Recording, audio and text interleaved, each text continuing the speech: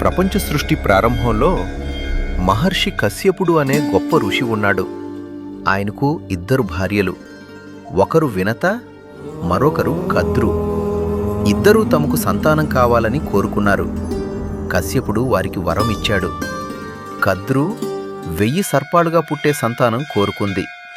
వినత మాత్రం శక్తివంతమైన 2 కుమారులు కావాలని కోరుకుంది. కాలం గడిచింది. కద్రు గుడ్లు త్వరగా పగిలి 1000 నాగులు జన్మించాడు. కాని వినత గుడ్లు మాత్రం ఇంకా పగలలేదు. రోజులు, నెలలు, సంవత్సరాలు గడిచినా ఆమెకు ఎదురుచూపే మిగిలింది. ఆ ఎదురుచూపే ఆమె జీవితాన్ని ఒక పెద్ద పరీక్షగా మార్చబోతోంది.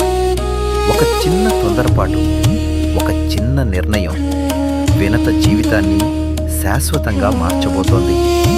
ఆమె చేసిన ఆ నిర్ణయం ఏమిటి? ఆమెకి ఏమైంది? తర్వాతి ఎపిసోడ్లో తెలుసుకుందాం. ఇది గరుత్మంతుడి కథ కొనసాగుతుంది. మీరు తర్వాతి కథ ఏమి జరిగిందో తెలుసుకోవాలి అనుకుంటే ప్లీజ్ సబ్స్క్రైబ్ చేసుకోండి నా ఛానల్ని. మీకు నెక్స్ట్ ఎపిసోడ్ వస్తుంది.